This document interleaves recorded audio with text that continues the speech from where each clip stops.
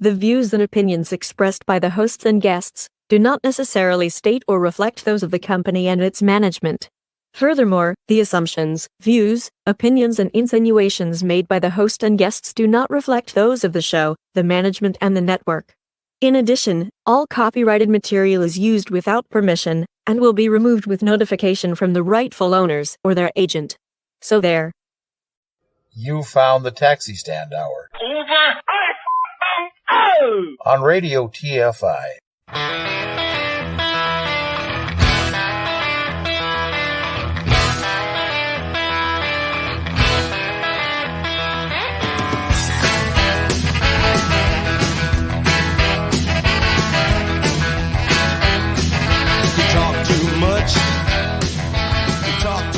Join the conversation. You can reach the guys at 754-800-CHAT, 754-800-2428, on Twitter at Taxi Stand Hour. From a payphone, call collect. What in the wide, wide world of sports is going on here?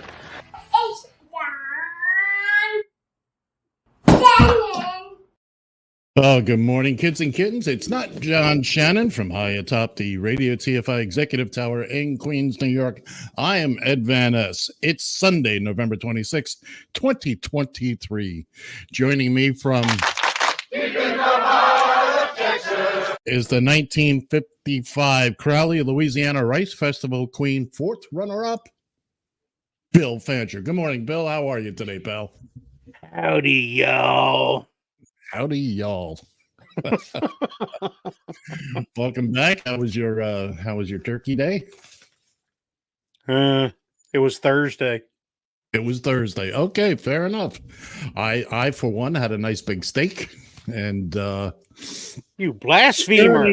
Oh well, it's just right out of the top of the show. Just right? Walk right in. She's special guest star today. For those of you listening on the radio or on the audio playback, you have no idea what we're talking about. But anyway, once again, our good pal John Shannon continues to recuperate at home. He's getting better and better. I know Bill spoke to him this week, and he sounded okie dokie fine 10-4 from what I understand. So, again, rest, my friend, and you will be back here when you are ready to be back here. In the meantime, as again, Bill has drunkenly stumbled up from coach class. And somehow was wound up in the co-pilot seat, asking a small boy, ask your dad if he ever had to drag Lanier up and down the court for 48 minutes. For 48 minutes, you little brat. One of the best scenes ever was watching him. Once he gets dragged out, he's in his full Lakers gear, including the goggles and. That's the movie Airplane, kids and kittens. If you haven't seen it, what's wrong with you? Thank you. What's wrong with you? Invest 2 hours into some of the funniest stuff you'll ever see. And you will hear lines, especially if you're of a younger age, you have heard all these lines from your elders. And, absolutely. And now you'll understand where they came from. And don't call me Shirley. I was just going to say, Shirley, you're joking. No, I'm not. Don't call me Shirley. I'm not. Right. And also, these classics. Looks like I picked the wrong week to quit smoking. Looks like I picked the wrong week to quit drinking. Looks like I picked the wrong week to quit amphetamines. Sniffing glue. Wrong week to quit sniffing glue. There you go.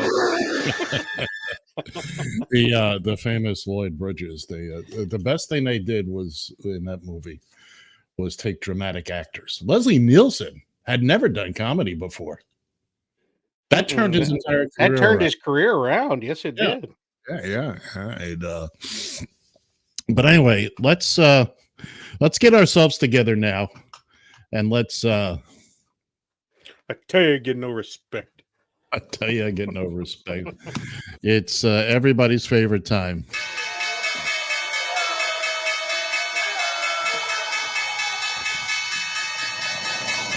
It's the Radio TFI Market Watch, brought to you by Pete and Tony's down by the highway.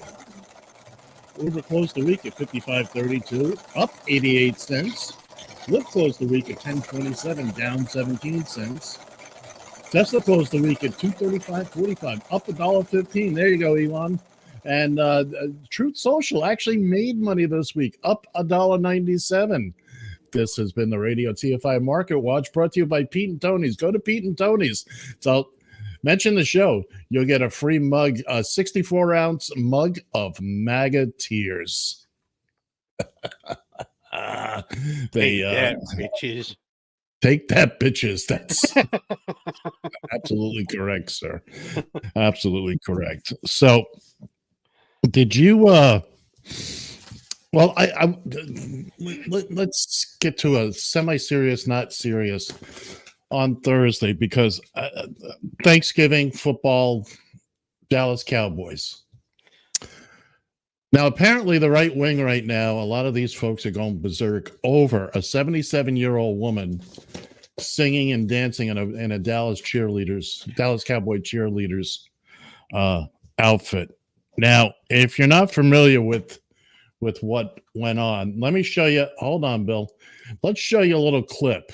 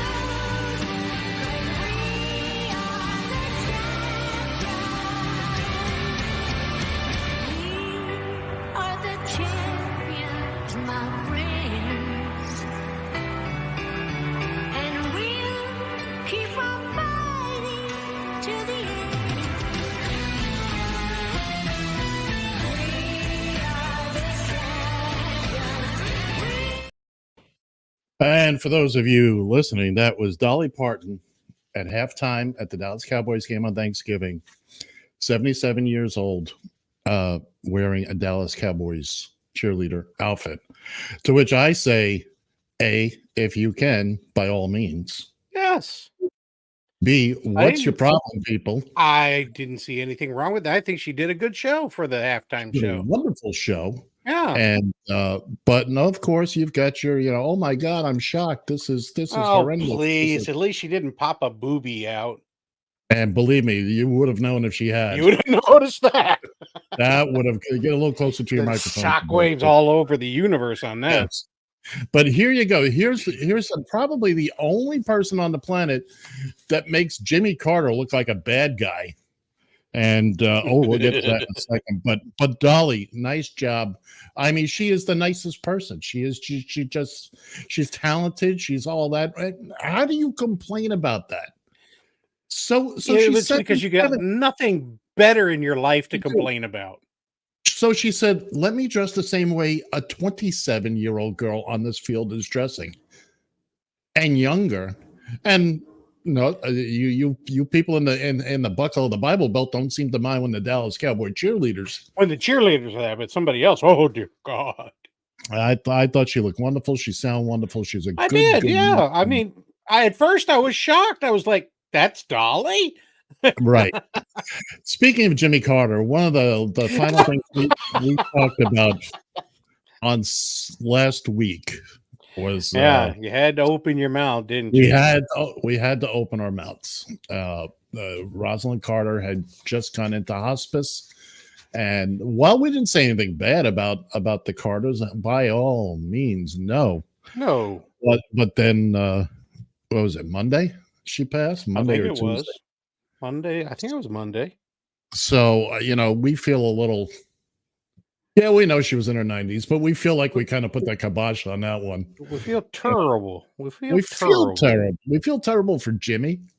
And, although I did say, I called Bill, I said, I guarantee you Jimmy's gone in 3 days. And fortunately, I was wrong about that. Hanging in there. So, our nothing but our best respects and condolences. I believe I speak for Bill when I say this. Rosalind Carter passed last week, and the epitome of what a first lady should be. Just a human being. I mean, again, the Carters are, the only person that even gives them a run for their money is Dolly Parton. Although thankfully I don't want to see Jimmy Carter in the Dallas Cowboy cheerleaders. No. We're all better people for that. So we had an incident at the Peace Bridge in Buffalo last week. The car up at the Canadian border. I haven't gotten the details on it, but it was not a. I found out what it was. Okay, let me say this before you do. It was not a terrorist attack. I just want to be clear. Go ahead. The guy was smuggling Cuban cigars and just didn't work right. Are you being serious? I don't know. I don't know what the story was. I know they were in a Bentley. Both people in the car died. And, I have no clue. The guy was just in a hurry to get back to Buffalo, I guess. He must have had tickets to the game. Well, they were on the were they on the Canadian side? I forget. Well, of course they were on the Canadian side. You can't trust them Canadians. They're all rapists and murderers. That's the Mexicans. You got to Oh, well, I'm sorry. Yeah. North, south, what difference? But that car went flying, and apparently we do have flying cars now, so yes, we do. Except the landing he didn't stick the landing real well.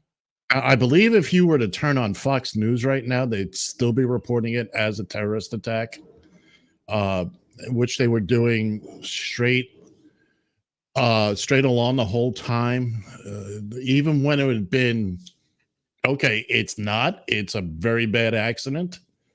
It's unfortunate it happened right on an international border, but it's not terrorist. But they went on. I don't think they'll ever figure out what in the hell it really was. Well, I think it was. Again, they might have. I'm just not on top of it. By the way, if you happen to know, 955-754-800-JET, 754-800-2428, The accelerator got stuck on the car. That could very well be. It is a Bentley after all, a foreign car. There you go. Both occupants died. You're never gonna know. Oh no, you can know. You can certainly know. You can certainly know. Yeah, we'll know when we know, and then we'll know. Right. But anyway, the more the point of that was that the right wing, they're just going crazy. That because it's called the Rainbow Bridge. No, Rainbow Bridge is a different one, I believe. That was the Peace Bridge, I think. I think I said, well, irrespective of the issue, they crashed into the bridge at the Canadian border. So probably driving and eating poutine. Well, guess who has to Ed's butt is acting up again. It's not my butt. We do well in the pregame show, and then all of a sudden it goes haywire once we get on the air. So as we slowly muddle through. Sorry, kids. I didn't get a chance to. It's not that I didn't get a chance. I just didn't fix the problem this week. I was rearranging the studio here. It's a long story. It's a long story that I just don't have the patience to tell right now. Good. We'll muddle through. This popped up in my social media.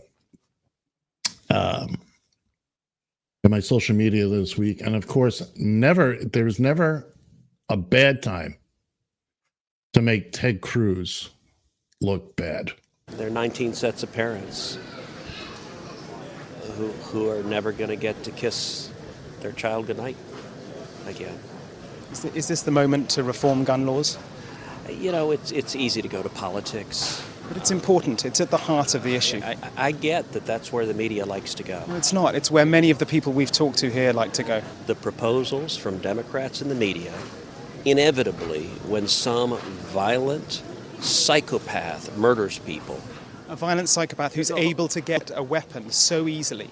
18-year-old with 2 AR-15s. If you want to stop violent crime, the proposals the Democrats have, none of them would have stopped this. But why does this only happen in your country? I really think that's what many people around the world they cannot fathom. Why only in America? Why is this American exceptionalism so awful?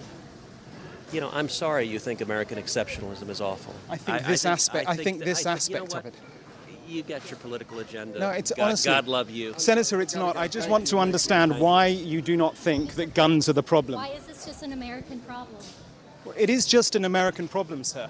Mr. Cruz, why is America the only country that faces this kind of mass shooting? But you can't answer that. You can't answer that, can you, sir? You can't answer that. Why is this country? Why is it that people come from all over the world to America? Because it's the freest, most prosperous, safest country on earth. It may be the freest. It may be the most popular. Why are our kids dying in school?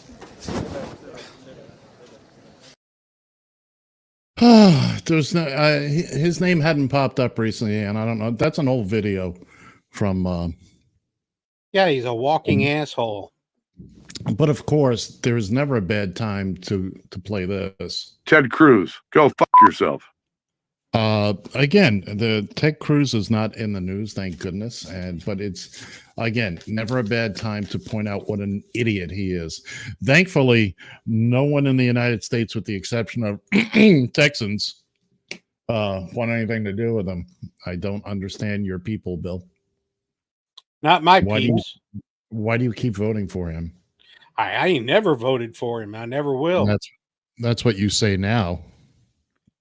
I'd rather eat dead mule shit than vote for him. Oh. You are fined 1 credit for a violation of the verbal morality statute. Give me 2. I'll take 2 for that one. You are fined 1 credit for a violation of the verbal morality statute. You know, your bill is building up, Bill.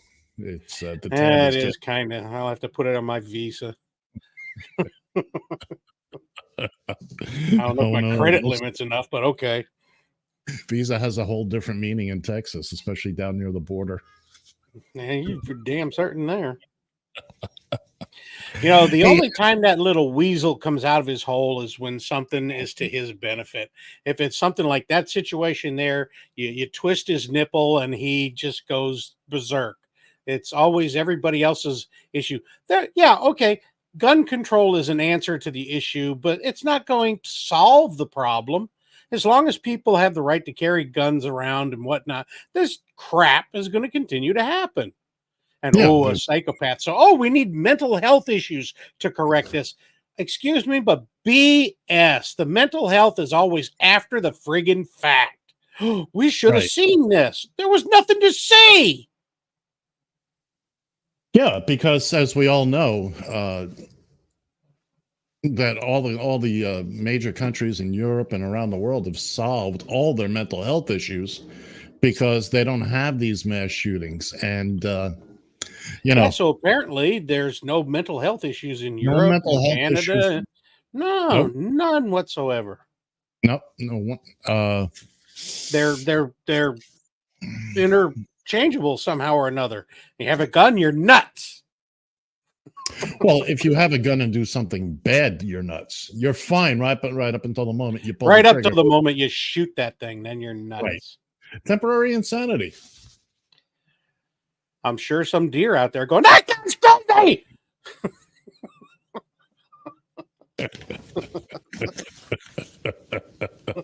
It was the whole basis of the Bambi lawsuit. My mom. Exactly. So what does that make Elmer Fudd? Certifiably insane. Oh, beyond belief. Quiet, I'm hunting a westerly rabbit. Yes, we all have our Elmer Fudd impression. But yeah, again, the Ted Cruz thing just popped into my I was going to play the drop anyway, John Boehner. Oh, that's what it was. So yeah. Anyway, never mind. I'm not going to go into it. I was going to play the drop anyway, just because we hadn't played it in a couple of weeks, and we always have to remind people. I feel what a jerk, what a cod, what a maroon Ted Cruz is. Also, it's that time of year. It's because it's only a year away from the elections. My emails are. We did. Okay, I'll say something here, and you can attest to this and agree to it. I don't mean it the way it's going to sound, but my God, the minute you donate money to a political campaign, you are on a list forever. And they don't. I mean, I'm getting things from all over the country. Now I'm trying to fix my problems in this state. I don't have enough money to fix problems in your state. That's your problem. So we did something a couple of years ago. I think it was before you came aboard. I think it was for the 2020 election. I said I would donate $1,000. Yeah, you did that in 22, was it? Yeah. All right, it was last year. Okay. So, I mean, my email is just, oh, good gravy. I mean, I appreciate it, and come next year, I will dole out a couple of quid here and there. There's no question about it. But kids and kittens, please, enough. The worst thing that ever happened as far as politics is concerned is email, because it don't cost you nothing. At least back in the day, you had to get an envelope and a piece of paper and a stamp. Well, not a stamp, so no, because they had franking privileges. They had franking privileges. Well, I don't know, not for elections, not for campaigns. I don't think. I think for congressional pretty much for everything. Yeah, I'm sure they used it for everything. By the way, would you like to explain franking privileges for those not familiar with the term? Well, you had some guy in the back office named Frank, and you made his ass do all the work. Please explain franking privileges. Hey, Frank! It was free mailing privileges to people in Congress. Now, it was supposed to be up to a limit. However, they never said what the limit was. Right. And again, it's one of the reasons I wanted to run for Congress and do a term to get all that, because that's I think that's stamps. Yeah, because I use them.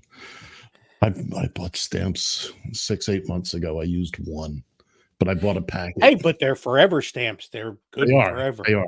By the way, if you go to the post office and need a stamp, buy 10 forever stamps, and you will have them. It'll help keep the post office up and running. I have a public service announcement. Oh boy, stand back. Mail early before postal rates change. When are postal rates changing? Who knows? But then again, if you have forever stamps, that was the biggest thing the post office could have ever done. So nobody could complain about postal rates going up. It was actually a very smart idea. Yes, it was. You don't have to keep changing the stamps. Oh, and have you seen the new ones? No, I don't use them. Oh, RBG. RBG. That's Ruth Bader Ginsburg. Notorious RBG. Those of you listening to the audio portion only, I'm down with RBG. Yeah, you know. Down with RBG. It's all white men trying to do rap here. The list of things wrong with that is just. It's terrible. And I just happened to have them sitting there. So what was the odds of that? A coincidence? I'd say better than good. Better than good. I've been sitting on top of my computer for about 2 weeks now. I have. If I look hard enough, I know my stamps are around here somewhere. But it's. Well, I mean, that's when my wife bought them and brought the stamps home. I first looked at them. I go, "Who the hell is this guy?" And remember, you can't name a new Supreme Court justice within the same year of a presidential election, unless, of course, we want to. Unless, of course, you want to, yeah. Yeah, then it's Mitch McConnell, you my man. Yeah, unfortunately, that was the worst thing that she ever did was not retiring and dying on the bench. I mean, I hate to say that, but that's how it played out. One of the proposals I heard on on how to change this. I mean, an appointment for life, really? Do we need somebody that doesn't retire? I honestly, I still think everybody's having a buttload of anxiety over the fact that Biden will be 81 when he's reelected and everything. Oh my! Well, then why don't we just put an age limit on everything? When you hit 80 or 85, you're done. You have to retire. They do it in the military. You hit a certain age or a certain number of years in, you have to retire. There's just no discussing it. Yeah, because at 80, 81 years old, Mick Jagger and What's Left of the Stones are still out touring. Although, to be fair, Keith Richards been dead for about 40 years. Just nobody's told him to lie down. Well, there's this joke that I saw that Adam and Eve were walking around and looking and thanking God for everything, and God said, "I made all of this for you. This is all for you." And they look over and, well, who's that guy? Because that's Keith Richards. He's been here before I was. But anyway, one of the proposals I had heard, and I like this idea, was Supreme Court justices would serve 18-year terms. Yeah, I mean 18 to 20. 20 is a standard retirement. What the basic idea was that eventually it would be staggered, so that no particular president generally would have the opportunity, like Nutball did, to name three and just change the entire course. I mean, unless you had a plane crash and all 9 of them were killed at the same time. Right, something like that. And I don't know if I like but I like that in that, they're not going to be there forever. Because they're untouchable right now. Clarence Thomas. Well, they're working on that. They're slowly getting there. Right. Clarence Thomas, right from the start. Most crooked SOB on the planet. And there's a lot of them. But I mean, right from the start, the hearings, the Anita, what was her name? Anita Hill. My goodness. Long Dong Silver and, and he's had problems right from the get-go. And now... And did you notice how one of the things that they wanted to pass was this one law about I'm not 100% certain what they were calling it or something. There was some specific name for it, but it had to do with interracial marriage. I'm like, well, dude, you're going to have to shoot yourself. Yeah, no kidding. I thought, how are you behind this? Where the white women at? Come on. Yeah, I want the even white women, and he got one.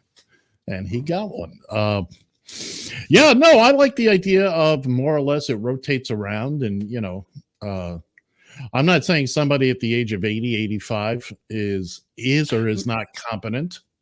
Exactly. We're not asking them to load pallets of oranges here. Okay. No. And of course, the fact that anybody on the right will talk about Joe Biden's physical appearances and abilities. Are you kidding me? Trump couldn't walk down a ramp. We got a whole bit about God.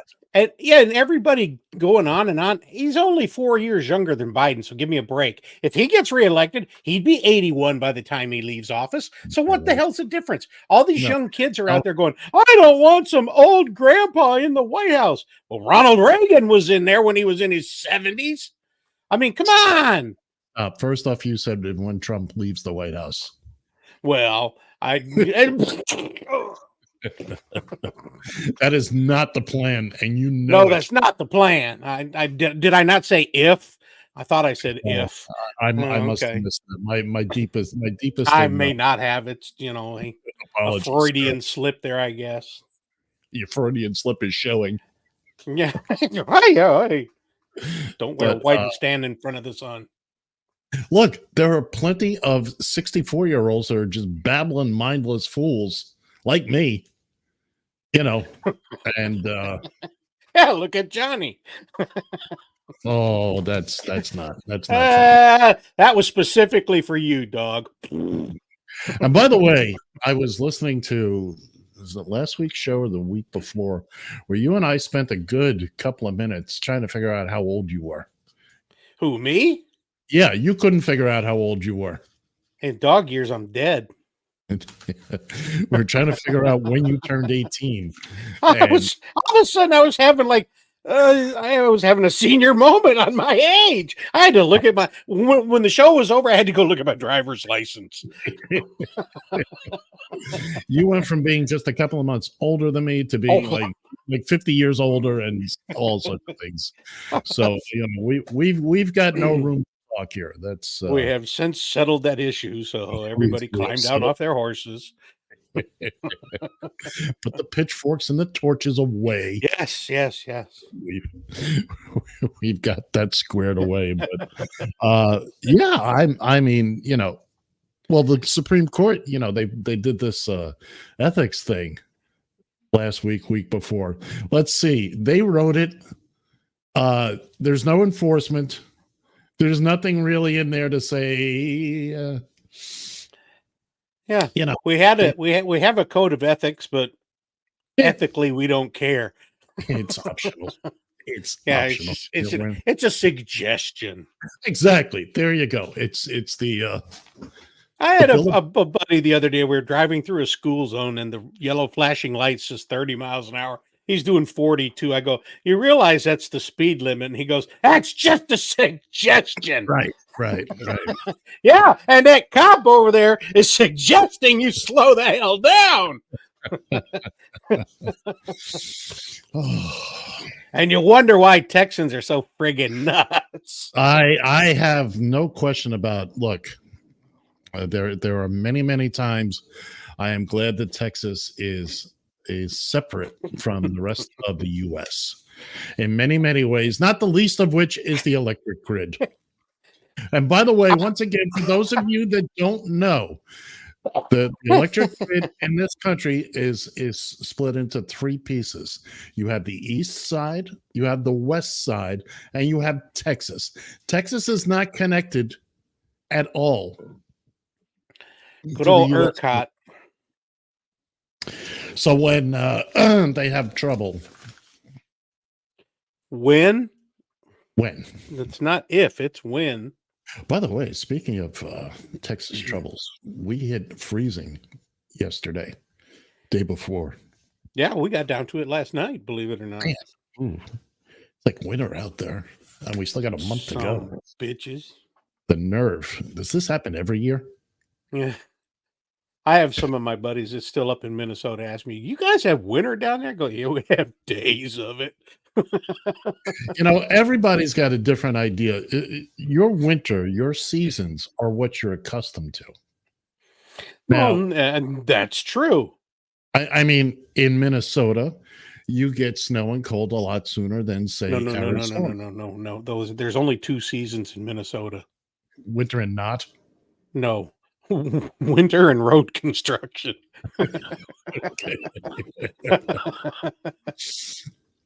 But this is something I used to go through down in South Florida.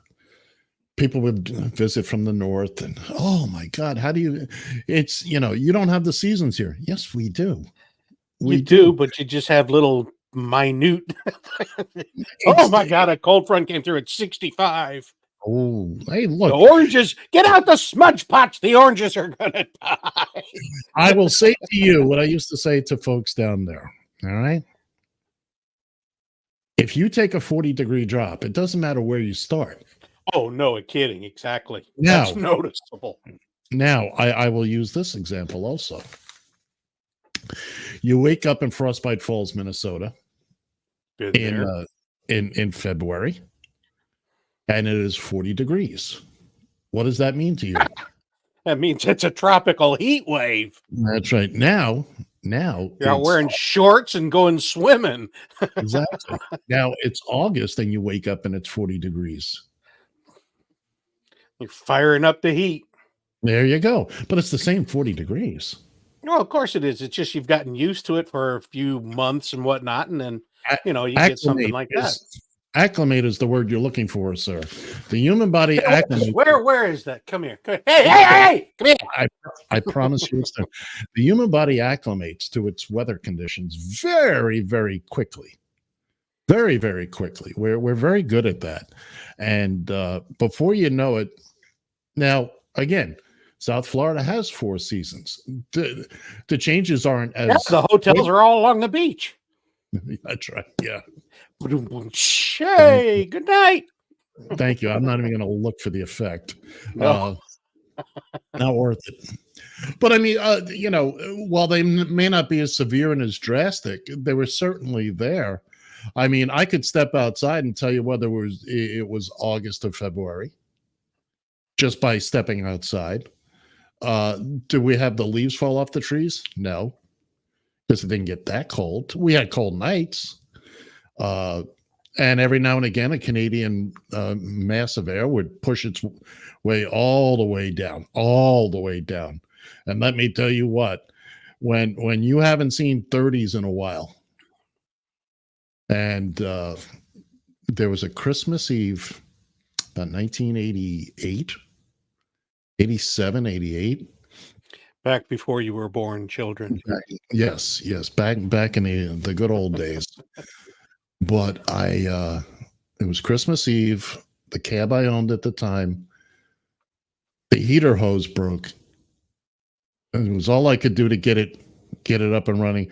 I got home and it had gotten cold. It was really cold already.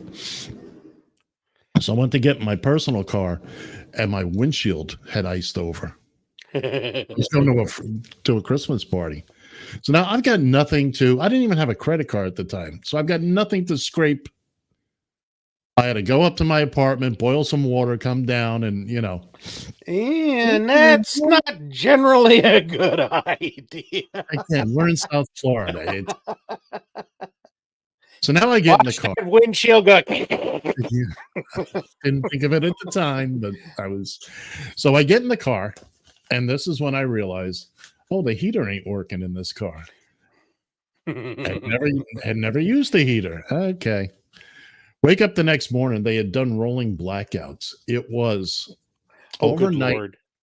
Overnight, it had gotten to 31 degrees with a wind chill factor of 1.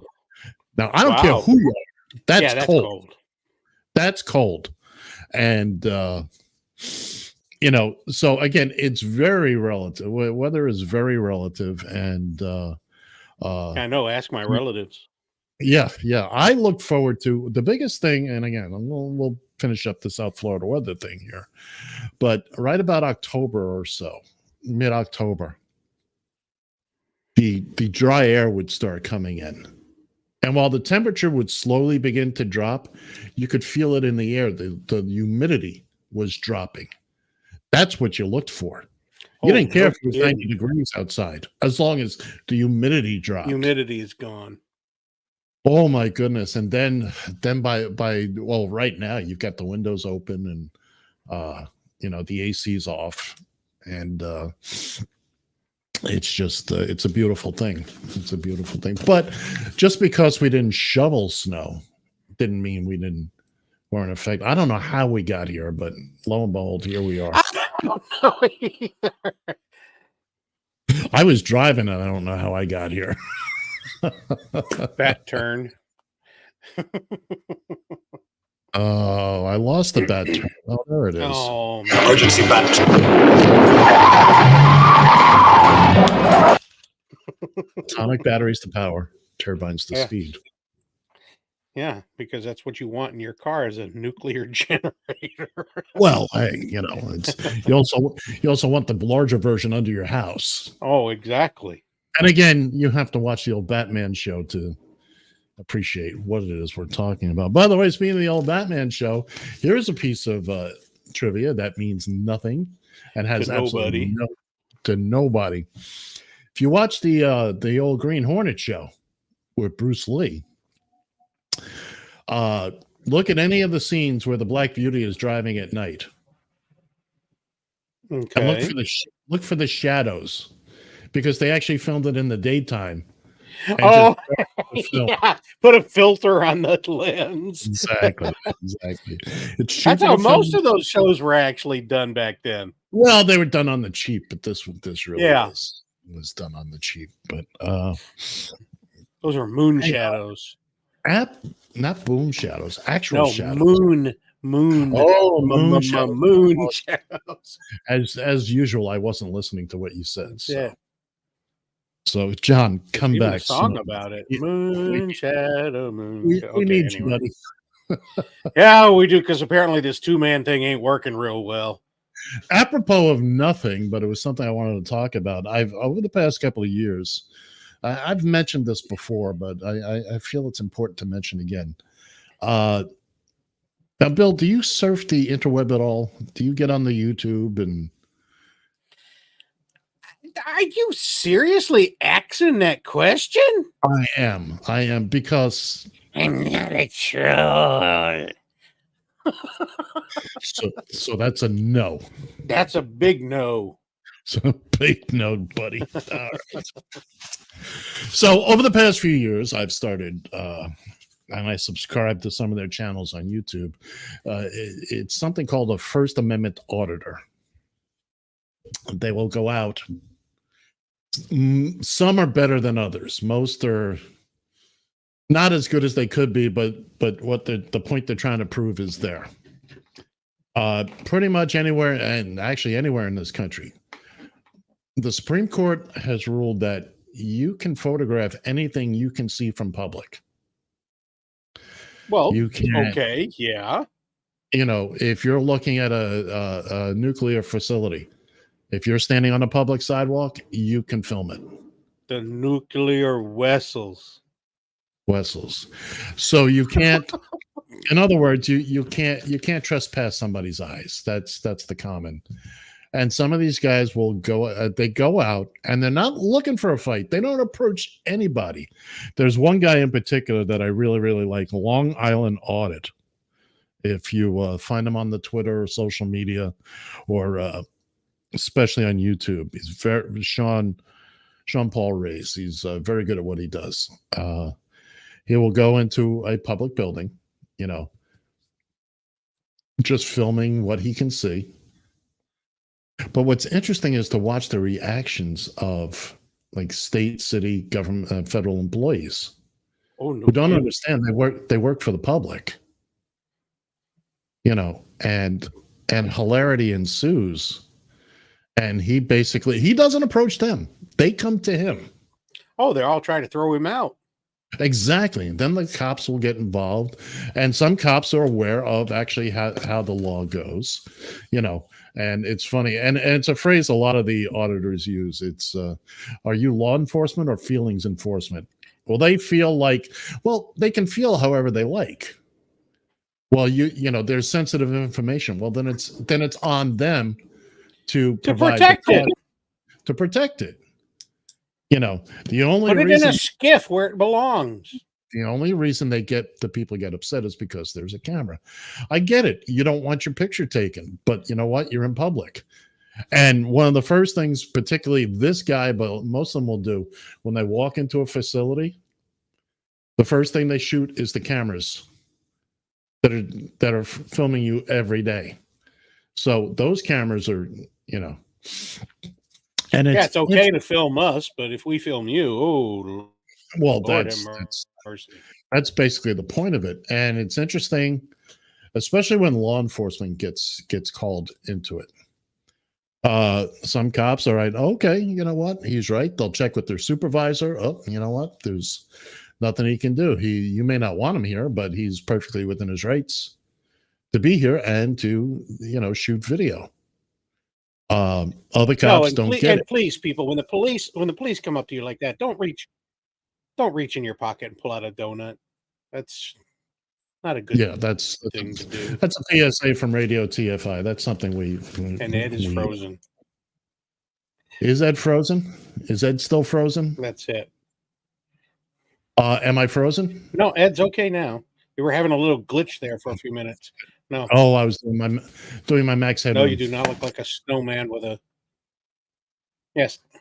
Hey, that was pretty close to what it was.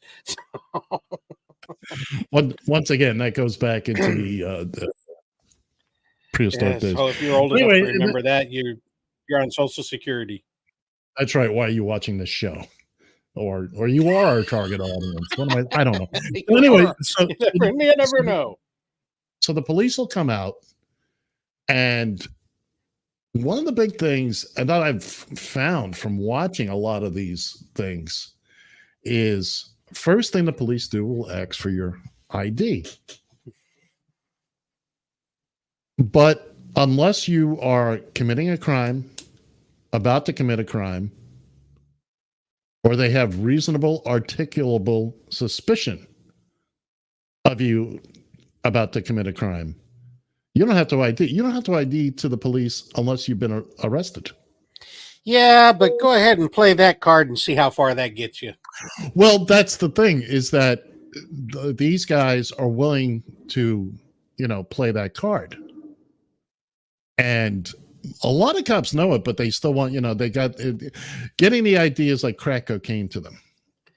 Yeah, it's just a case to see how, should I say, subservient you'll be to the officer. Right. Well, it comes down to, okay, you're standing there, you're shooting video of whatever building, and the cop comes up and says, "What are you doing?" Shooting video. Do you have ID? Yes. Let me see it. No. Did I commit a crime? I cannot show you my ISIS card right now. That's right. but many of them will do it. Then the next question is, and especially Sean Paul Reyes, Long Island Audit, he's very calm about all this. It's a pleasure to watch. Well, that's the thing too. Keep your level down, and I think in some degree, I think it pisses them off more when you don't get agitated. He's not trying to piss anybody off, but he will say, "Well, do you suspect me of committing a crime? We're doing an investigation. What are you investigating? We don't know yet. We don't know yet." Well, then it ain't much of an investigation. Am I free to go? Yes. Then I'm free to stay. And I'm free to stay. Now, Sean Paul Reyes, he's had the police in Long Island follow him from a different county, follow him literally right up into his driveway. He's been arrested a number of times. See, if you do that to somebody else, you get arrested for stalking. Yeah. Well, that's one of the things that they're trying to show is how some cops will just, they're power hungry, they're power crazy. There's another fellow, he goes by the name of Amagansett Press. Him and his son go out and Amagansett Press. And he's from Amagansett, Long Island, Amagansett, New York. It's out on Long Island. But him and his son have been, I think they're based out of South Dakota now. They have been. Well, that explains a lot of it right there. They have been traveling the U.S. for a couple of years now. And they will go to, a town. They were just in a place called Truckee, California, on the Nevada line, not far from Reno. No, it's a nice little town. So what they'll do is they both have their cameras. And hi, Barb. Is they'll both have their cameras, and they'll go like on the main street. And they just shoot a little video of people, of storefronts, or, that kind of thing. They don't get in anybody's way. They're not. And I'm sorry, do we have to stop the show to let your cat in? Let the cat. Is she letting the cat out of the bag and into the apparently. Nope. He's gone. Close the door. Okay. So, they'll be out of everybody's way, and people come by, and every now and again you'll have a store owner come out and go bananas. You can't do this. You can't do that. Well, yes, I can. And anyway, in this Freak, town of quit standing out in front of my door, you freak. now they get into conversations with Don't you know who I am? I'm Les Nessman. Hawkeye News Award winner. Anyway, as God is my witness. So, people will come up, and some people are really great about it. How you doing? What are you doing? Blah blah blah. We do this. Yeah. Now, this one fellow, I watched this video a couple of weeks ago. He came out of the store and he just very aggressive. You can't film my store. Well, we're on a public sidewalk. Anyway, the guy starts messing with his equipment, and he wound up with a face full of pepper spray. Good. He goes into his store, and now the 10 or 12 people that were in there, the customers, 5 minutes later, they all come out. Oh, yeah. It's like, he's not harming anybody. You're out in public. He's explained it to you. And it was funny, too, because when of course, they always call the police, these store owners. Always. Cop shows up. He says, "Oh, I subscribe to your channel." Well, this case is over. Yeah. You may not want to be photographed, but when you're in public, that is a distinct possibility of being photographed anyway. Well, that's it. Now, Big Brother's watching. Now, as long as nobody's the funny thing, one of the funniest things, and you see this across all these channels, somebody will invariably say, "Well, I don't like it when somebody puts a camera in my face." Yeah, but you walked up to me. Exactly. I wasn't even. I don't like it when people put their face in my camera. But First Amendment auditors, I would. It's very interesting. Some of them are very bad at it. Their intentions are good, but how they handle it is very bad. It's poorly executed. Let me put it that way. And some of them are going to be poorly executed. They're well within their rights. And I mean, if you get stopped by a cop, let's say you get pulled over in your car, and the first thing they say is license and registration, you have the right to say, and for what offense. And if they don't want to pay and then you get drug out and beat to death with a nightstick. Well, you just have to stand. You have to, first off, you need to be educated. Edumacated? Edumacated. Oh, you're going to get educated. That's for damn certain. Again, sometimes it goes down that way. But then you know what happens? Cities and towns have to pay out. Yeah, well, I understand that, but that goes back to your parents telling you, don't F with the cops. Yeah, but if a cop is pulling you over just to mess with you? Well, okay. I mean, okay. They need to understand their boundaries as well. I mean, I understand that.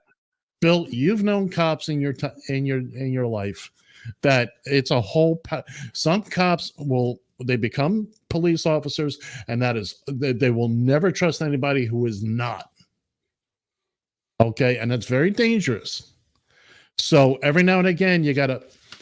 Here's what I've learned. One of the most important things I've learned about this. There's something called what's it called? The immunity, qualified immunity. Okay. Qualified immunity. Basically, you can't sue a cop personally. Let's say a cop beats you and does nasty things with a plunger. Well, yeah, you will wind up suing the city, and then he's named as a co-defendant in the suit. Well, no, but what's been proposed in a number of places is police officers, now whether the city pays for this or not, would have to have insurance. Well, you know what?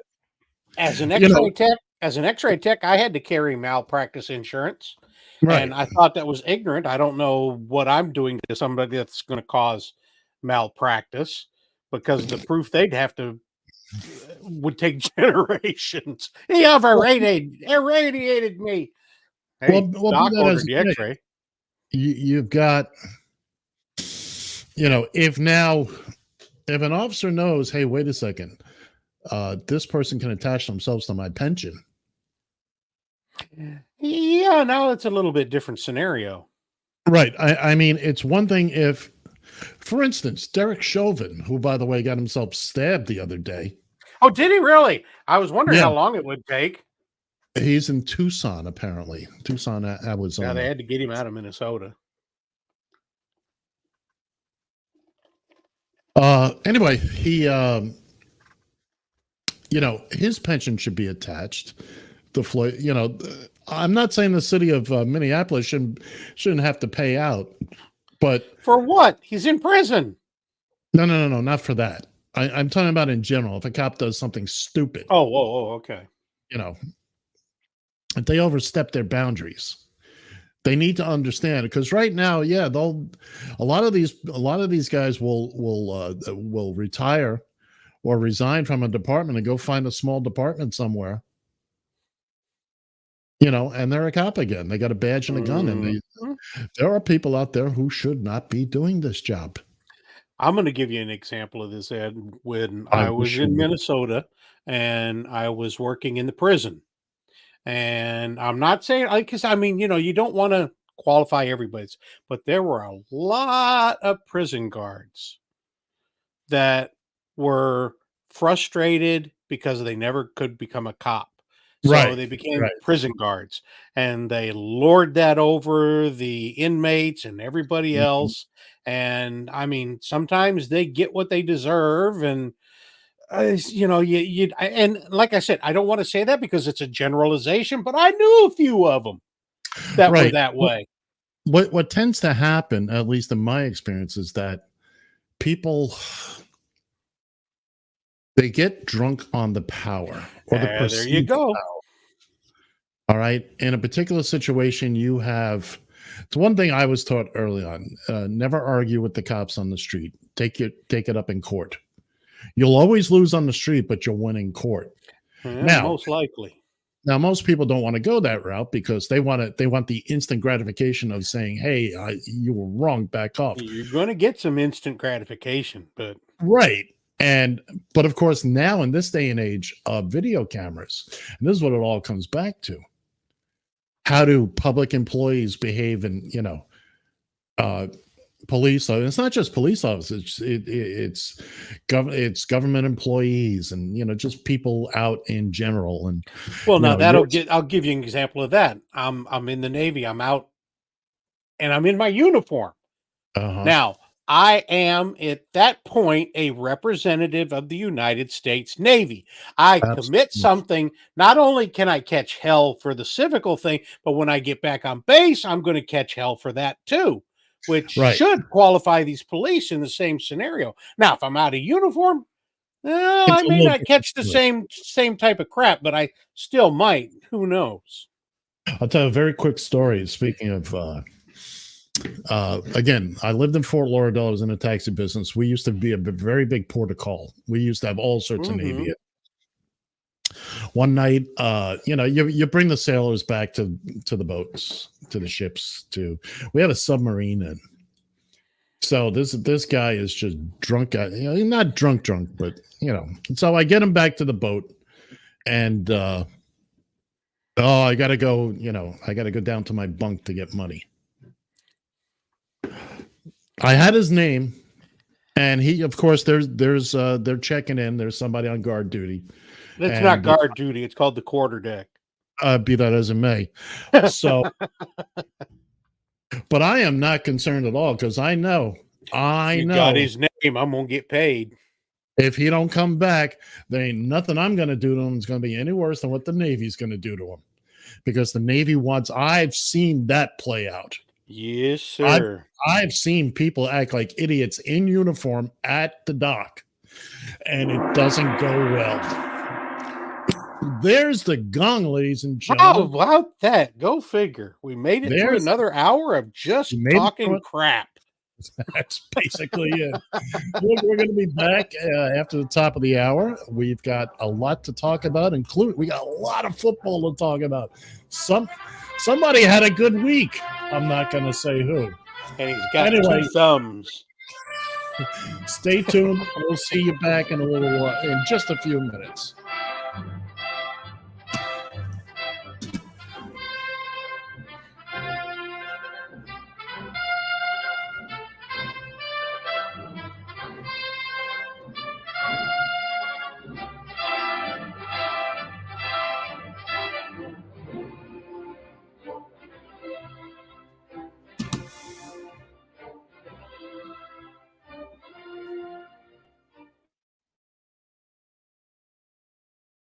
You've found Just Killing Time with John and Ed.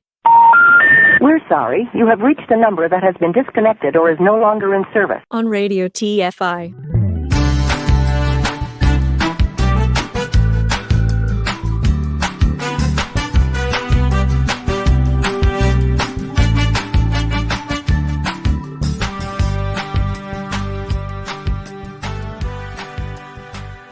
Join the conversation. You can reach the guys at 754-800-CHAT. 754-800-2428. If you are watching live, the comment section is open. From a payphone, call collect.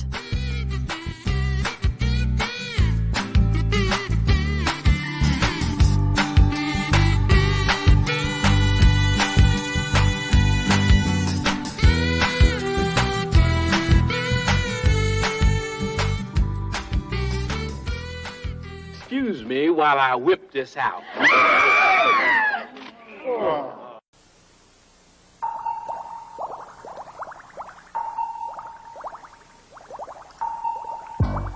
It was April the 41st. Being a quadruple leap year, I was driving in downtown Atlantis. My Barracuda was in the shop, so I was in a rented Stingray, and it was overheating. So I pulled into a Shell station. They said I'd blown a seal.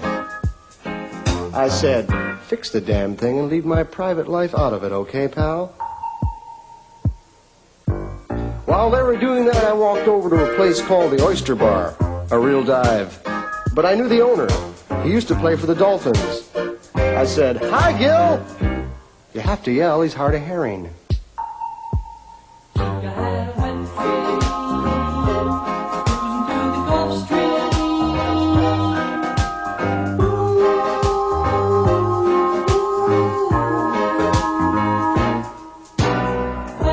Gil was also down on his luck. Fact is, he was barely keeping his head below water. I bellied up to the sandbar. He poured me the usual. Rusty snail, hold a grunion, shaken, not stirred. With a peanut butter and jellyfish sandwich on the side. Heavy on the Mako. I slipped him a fin. On porpoise. I was feeling good. I even dropped a $100 in the box for Jerry's squids. For the halibut. Well, the place was crowded. We were packed in like sardines. They were all there to listen to the big band sounds of Tommy Dorsal. What soul. Tommy was rocking the place with a very popular tune-up, Salmon Enchanted Evening, and the stage was surrounded by screaming groupers, probably there to see the bass player.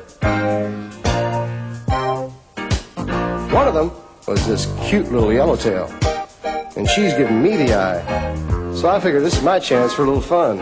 You know, piece of Pisces. But she said things I just couldn't fathom. She was too deep, seemed to be under a lot of pressure. Boy, could she drink. She drank a lot. I said, what's your sign? She said, Aquarium. I said, great, let's get tanked.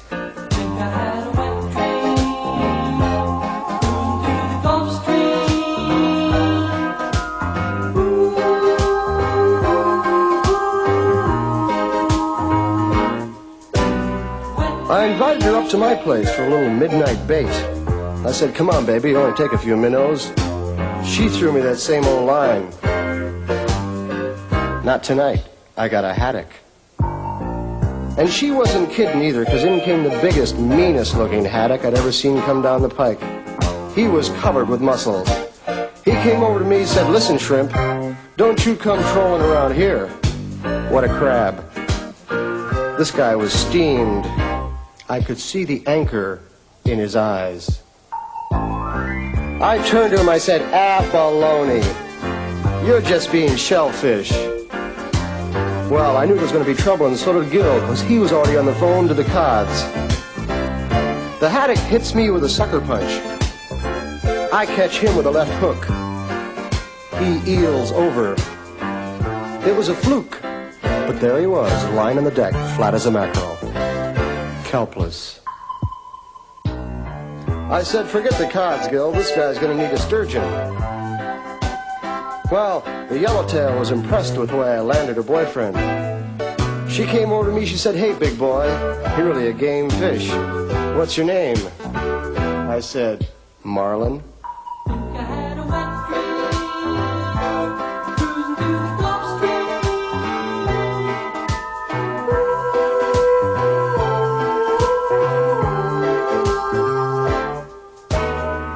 Well, from then on, we had a whale of a time. I took her to dinner. I took her to dance. I bought her a bouquet of flounders. And then I went home with her. And what did I get for my trouble? A case of the clams.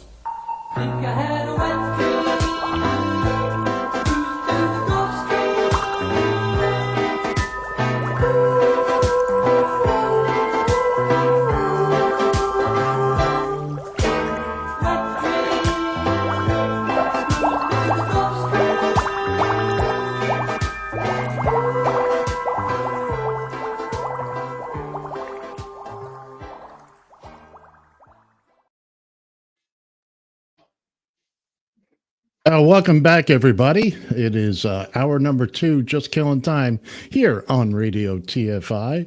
I am Ed Van Ness. Sitting next to me, as always, Santa's crabbiest little elf, Bill Fancher. Good morning once again, Bill. How the heck are you? Where in the hell did you find that? Oh, that's one of my favorites. That's Kippadonna. Does not surprise me. That is a song filled with nothing but fish puns, and not once is the word fish used. No, isn't that amazing? And if you pay attention, he goes into the bar where his friend Gil works, who used to play for the. Please don't pay attention. Please don't pay attention. How we doing, Bill? You're back? You ready for okay. I'll get over that in a minute or two, but we'll be all right. Oh, it's wonderful. You'll watch it a dozen times. That we'll be playing that again. We play it a couple times a year. Look in his eyes. I can see the anchor in your eyes. The anchor in my eyes. But anyway, we're here. We're back. We the first hour went by. It seemed like it was only 60 minutes long. I know. Isn't that amazing? It went that fast. If you're wondering where John Shannon is, so are we. Call us. No. Call me, Balboa. John is recuperating. We know he'll be back with us at some point. We're not rushing him. But John, come home. All is forgiven. This is getting exactly. This is getting. Lassie, come on. There's not enough space between Bill and I. It just needs to be. When the buffer's not big enough. Buffer isn't. But I don't think we got a lot to do in this hour, and only 2 segments to do it in. So, Bill, true. I leave. Kick us off. I take my power greatly.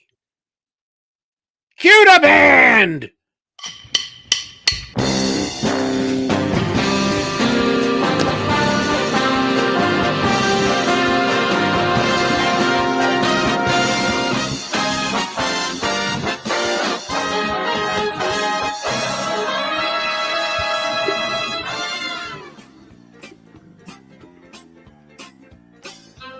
It is the John Shannon birthday report, brought to you by us.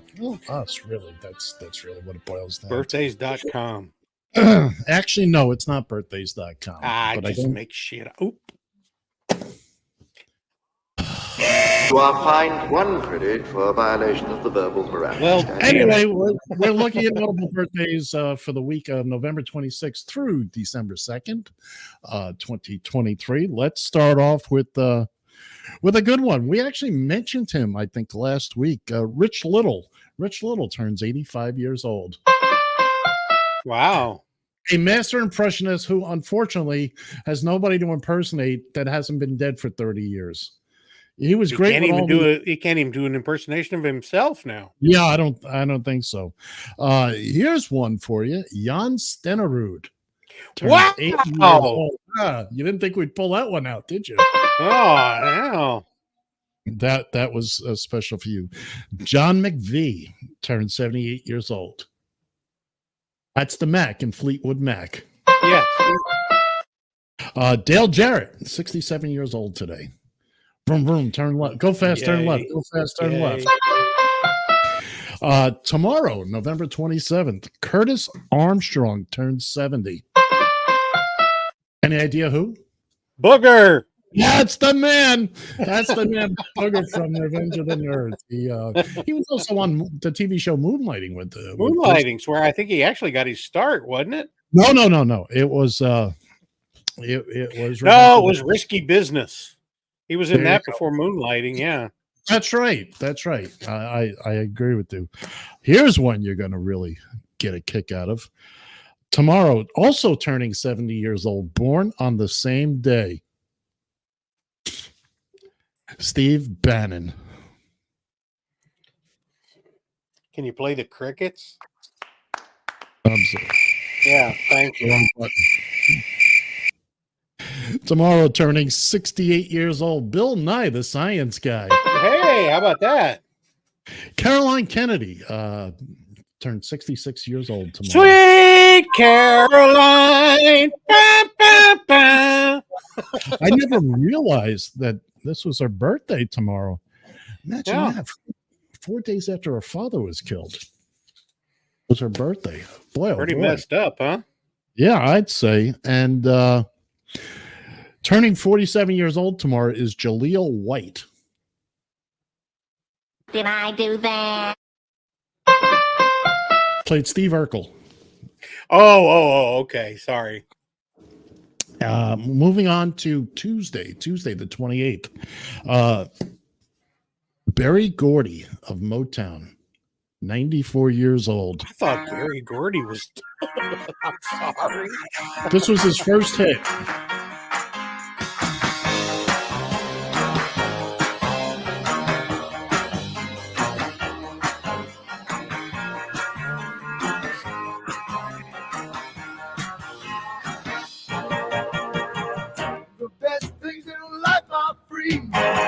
But you can give them to the birds and bees. Anyway, first Motown hit. I'm sorry. Yes. I can't believe this. Turning 79 years old, Paul Warfield. Wow. Former Miami Dolphin. It was actually, who was he originally with? I'm going to say the Minnesota Vikings. No, I don't know. Cleveland Browns. Cleveland. That was my next. That was my next guess. Him and Zonka and Jim Mercury Kick Morris and Jim Kick. Yeah, they went to the WFL, the Wiffle World Football League, back in the day. Turning 80 years old on Tuesday. Randy Newman. Short people like.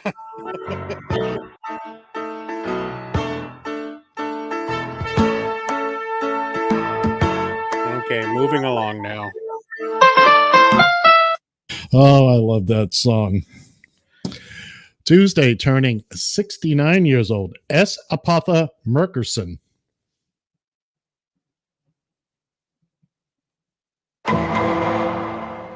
Well, okay, fine. She played Lieutenant Van Buren on Law and Order.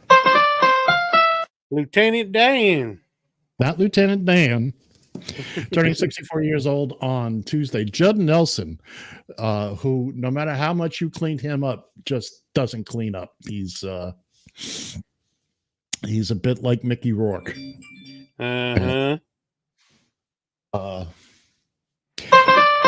Jon Stewart of The Daily Show turned 61 on Tuesday. And he's got a podcast called The Problem with Jon Stewart. Actually, it's not a podcast. It's on Apple TV, Apple Plus. Mm-hmm. Very good. He's I got a piece of video of him that we're going to play again soon about gun violence, where he's questioning somebody who just I'll get it. Anyway, let's move on. November 29th, that would be Wednesday of this week. Wednesday, which is also Prince Spaghetti Day. Chuck Mangione, 83 years old. Wait a minute. Wait a minute. Wind that back a minute. What did you say? It was Prince Spaghetti Day. Yeah. Prince Spaghetti. What in the hell is that? Oh, that was a commercial that used to play, at least here in the Northeast back. Okay, then. All right. Just as long as we're clear. Nobody else knew what the hell you meant. It was, they showed a mother looking out like the second, third floor window of a Boston tenement building. They calling for her son, Anthony. Anthony never misses, is never late on Wednesday because it's Prince Spaghetti Day. Prince Spaghetti. Okay. Meanwhile, Chuck Mangione.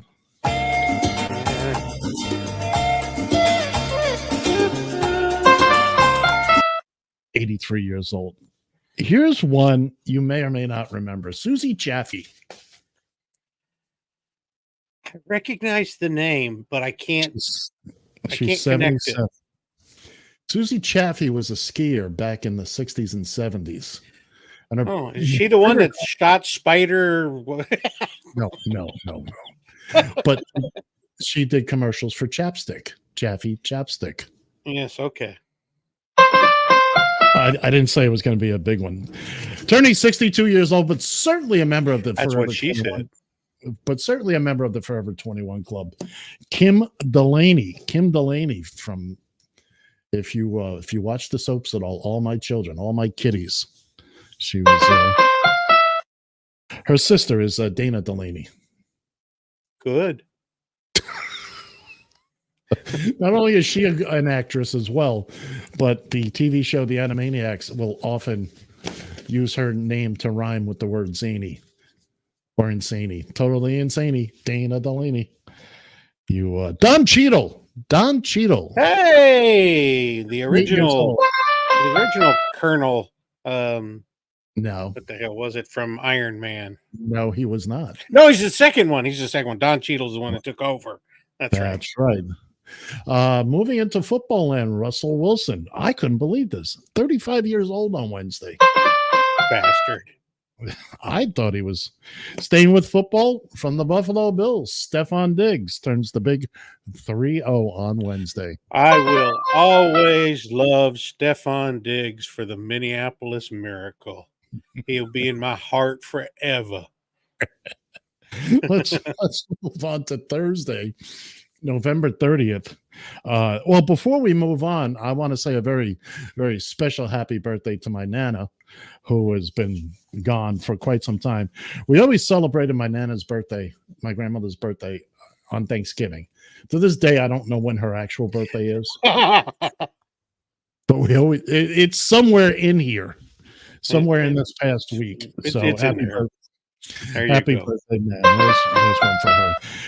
Thursday, November 30th. Manny Patinkin, great actor, turned 69 years old.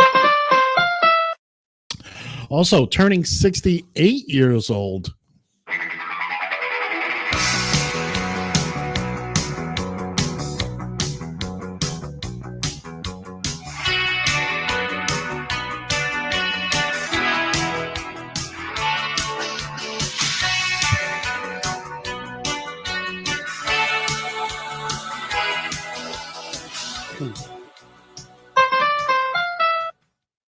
Who is it, Bill? Fudge if I know. Billy Idol. I know who it is. I just can't think of the name right now. Billy Idol. You know, they had a stupid SPSA campaign up here in New York. Just about the time I moved back here, billboards all over the place on buses. They don't want you to idle your cars and your trucks. So Billy Idol. So Billy Billy says Idol. don't idle. It was stupid. Now, all right. Again, we're still on Thursday, the 30th, turning 61. Bo Jackson. And his hip is 42. One of the best commercials ever with Bo Diddley. Bo don't know diddly. Bo don't know diddly. Bo knows hockey. If you weren't around for the Bo Jackson heyday, oh man, Bo was everywhere, did everything. He never did what Deion Sanders did, which was play football and baseball in the same day. No, and Deion shouldn't have either. Yeah, but he was good. Finally on November 30th, Ben Stiller turns 58 years old. Wow. His parents, they were hilarious. Oh, Stiller and Muir. Oh, and a lot of folks don't know that his parents were a comedy team, or that Jerry Stiller was part of. I mean, they know him from King of Queens. They know him from Seinfeld, but they don't know that he was also the drunken airplane who slept through the entire. Was he really? I'll have to see that again. I'll have to look. It's either the first or the second one. He had a really specific part in the movie. A group of businessmen get on the plane. There's I think sitting in the 4 or 5 seat center section, and Jerry Stiller's character is drunk, and he's passed out through the entire adventure. Moving on into the month of December, that would be Friday. Woody Allen turns 88 years old. Yeah, a lot of people have. Here's a name you know. Also on the first, Lee Trevino, 84 years old. Pro golf. One of my favorite entertainers ever, and certainly in the Forever 21 Club, and certainly as sassy as they get. Bette Midler turns 78 years old on the first. She is just so. Now, who was her backup band when she was singing in bathhouses and stuff? Barry Manilow. Well, Barry Manilow was her music director. Mm-hmm. Who was her backup? The Eagles. Band? Were they now? I yes, wasn't it aware was. They weren't the Eagles then, but that was the guys from the Eagles. She was. Oh, she is one of the funniest. Turning 73 on the first is Keith Thibodeau. Maybe this will help. Well, first, let me give him his birthday. Maybe this will help.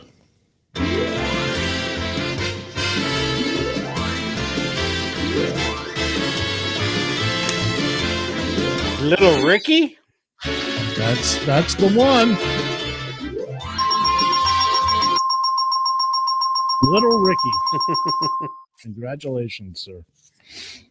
Also, speaking of Little Rickies with Little Dickies, Rick Scott of Florida turns 69. You kind of worked that one right in there, though. I kind of like that. Yeah. All right. Well, they kind of fell that way. It's yeah.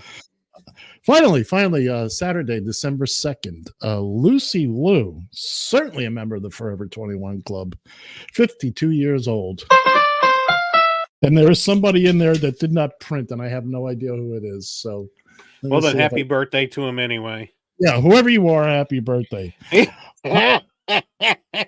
Monica Seles turns 50 years old on Saturday. Oh, far out, man. Oops, I did it again. Britney Spears, 42 years old. Ah. She's a forever jailbait. Oh, well, yes. And finally, next Saturday, also turning 42 years old, born the same day as Britney Spears, Aaron Rodgers. Ron. So he's talking about coming back and playing. Happy birthday to you. Yes, I know. He's So well, they say would it not be highly appropriate to come back and play and tear the other Achilles tendon? My goodness. By the way, would that not be karma? Before we get into everything else here, oops, that's a little premature joculation. Jocularity. Last week, Bill said to me something about the quarterback for the Raiders should never. What was it you said? He shouldn't be allowed. He should never take his helmet off. He is the ugliest white boy I have ever seen. Now, I had never laid eyes on this guy before. So I I'm just watching got the game. this text. You ain't never been wrong. I'm watching the game. They're playing the Dolphins, and I'm watching the game, and then they show a shot of this guy. Now, look, I'm no beauty pageant winner. Yeah, but this guy's a troglodyte. But I did see Bill's point. He's not the most attractive man in the world. Who am I? Who am I to judge? Dude, But keep your helmet on if you're on TV. Keep that. And Lamar Jackson's right there with him. I don't disagree. I don't disagree. Well, we got a lot to cover. What do you say? Cue the band, maestro.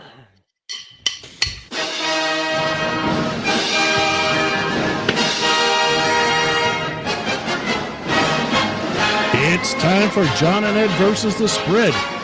Your weekly foray into the exciting world of pigskin prognostication. Each week, John, who am I? Where am I, Shannon? Bill, I am the ugliest son of a bitch on 2 feet. Fancy.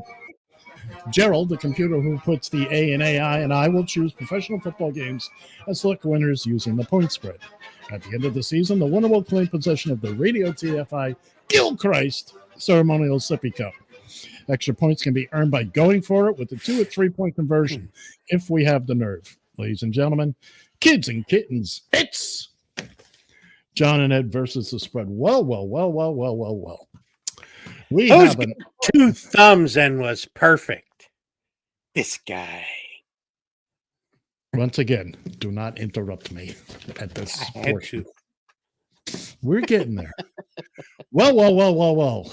It's there were a lot. We got a lot to talk about. It's a total of 6 picks since the last time we've seen you. 4 of these games have been played, and we're gonna. Yes, Bill had a very, very good holiday weekend thus far. It's not over yet. So we're going to start by recapping Thanksgiving Day. As has been the custom here lately, I will be looking at John's stuff. So here we go. Oh, well, there's the recap. That's the recap from last week. That's last week. Let's get that out of the way. John actually showed a pair, went for 2. John picked up a point. I picked up a point. Bill picked up 2 points, although he went for 2 finally with Chicago Detroit. You were going to lose that game anyway. Yes, I would. If you took Detroit. So unfortunately, Gerald struck out. And now let's cover Thanksgiving. Oh, there's the points coming out of at the end of last week. Bill leading the pack at 17. John and I tied at 16. Gerald bringing up the rear with 11. On Thanksgiving Day, John picked up a point. He went for 2 with Washington. He got 12 and a half points, and it was just ugly. It was just ugly. Bill, tell us about your picks.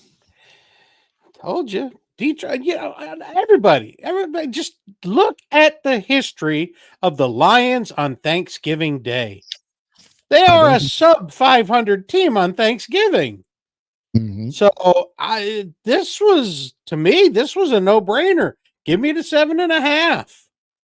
And you were a little apprehensive about that 12 and a half points with Dallas now, weren't you? Yeah, I was. I kind of figured, this is one of those they could have trouble with the Commanders on Thanksgiving. They've had a history kind of so I thought, well, I don't know.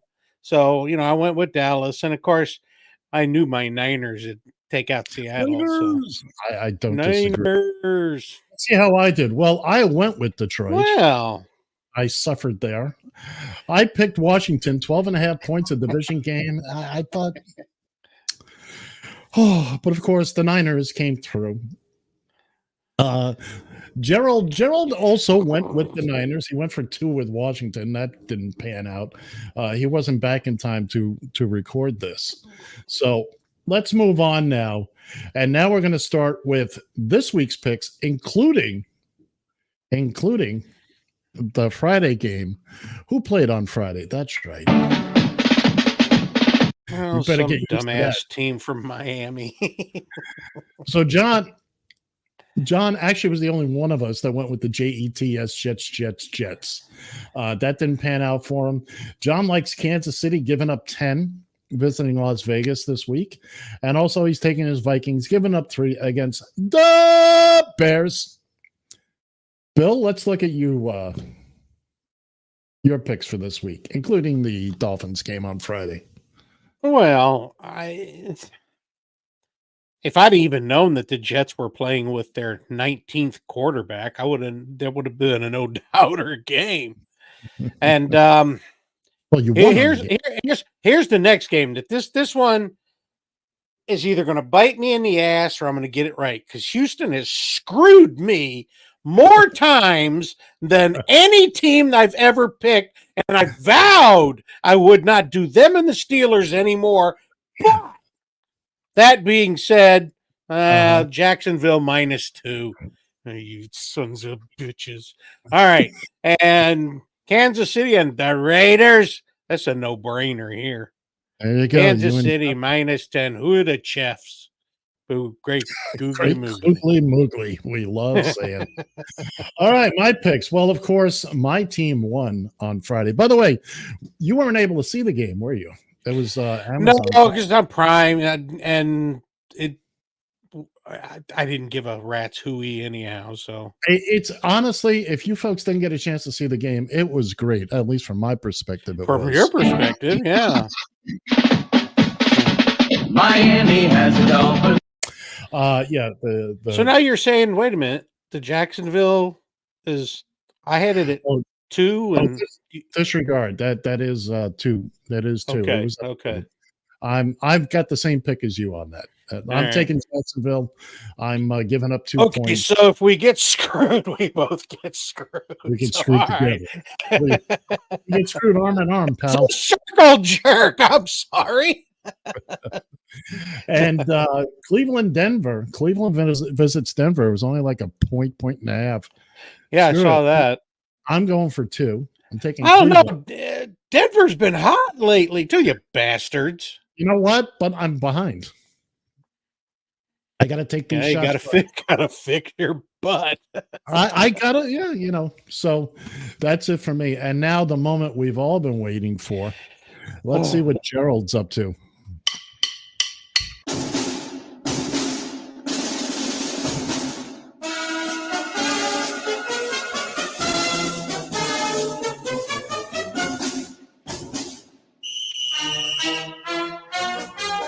Good morning, gentlemen. I trust everyone enjoyed their holiday. Thanks to a little too much tryptophan. I awoke yesterday in the cargo hold of a tramp steamer. Fortunately, I was able to disembark and make it to the studio.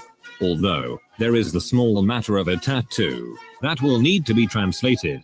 But that's another story for another time. Now, on with the picks. My Thanksgiving picks did not go nearly as well as one had hoped. I did pick up 1 point on Thursday, however. It was comparable to having a great turkey dinner with a table full of Republicans. Black Friday? More like Aqua and Orange Friday. We all did great with the Dolphins. Miami has a Dolphin, the greatest football team. Oops, sorry, Mr. Shannon. Only 2 games to pick today. The Tampa Bay No Brady's make their way to Indianapolis. It's a battle of the mediocres in the Indiana state capital. Gimme those Colts and I'll give up 2.5 points. The New England Patriots come to the swamps of Jersey. Unbelievably, they are the favorite. Believably, they face the New York Football Giants. I steered clear of the Jets this week. But I think the tryptophan is kicking back in, along with a small case of scurvy. Give me the G-Men, plus 3.5 points. Finally, a good rule to remember for life is that when it comes to plastic surgery and sushi, never be attracted by a bargain. Enjoy the games.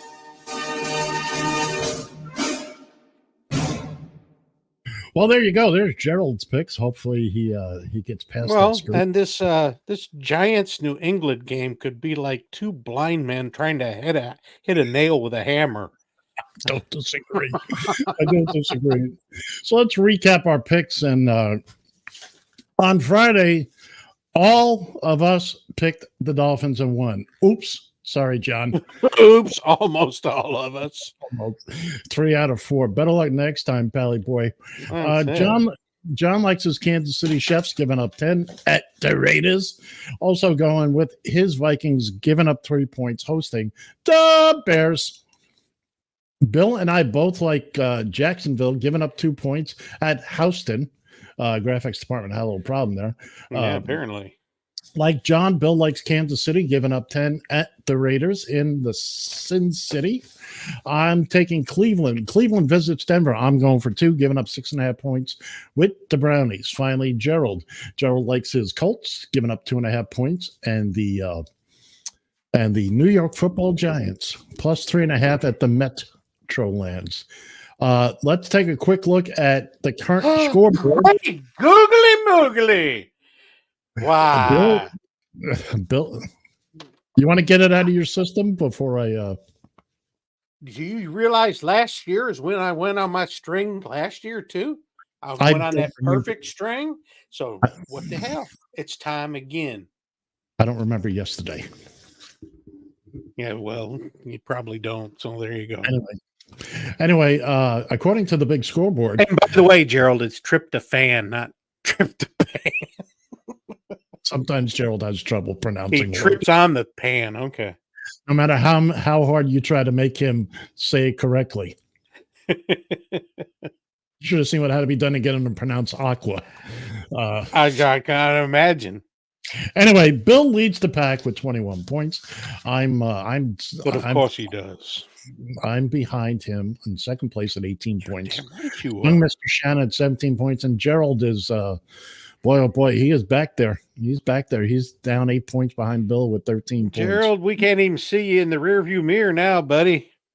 Anyway, that's going to do it for us for John and Ed versus Spread for this week's. There were a lot of picks this week.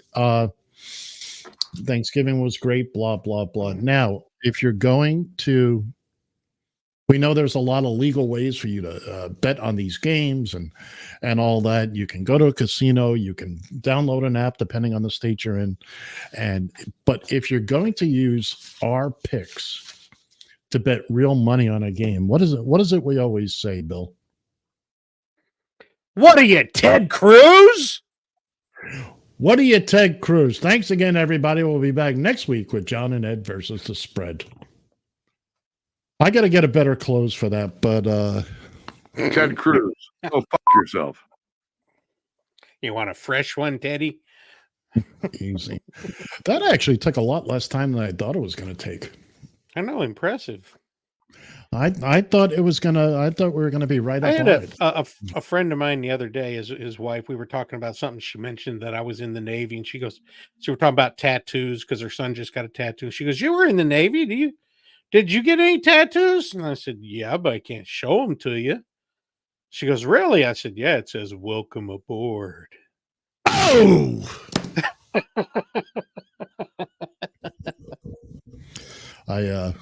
I once found myself waking up in the cargo hold of a tramp steamer, and I turned out I had somebody had tattooed a W on each one of my butt cheeks, spelled "wow." So when you roll down the hill, you're saying, "Wow, mom! Wow, mom! Wow, mom!" You've had the same experience, I see. There you go. But we appreciate Gerald's efforts, and nonetheless, I'll tell you the truth. That recording happened at about 2:00 in the morning last night because somebody forgot to get it done. And a whole stinking week, and you had a whole. Well, not really. That can't happen until.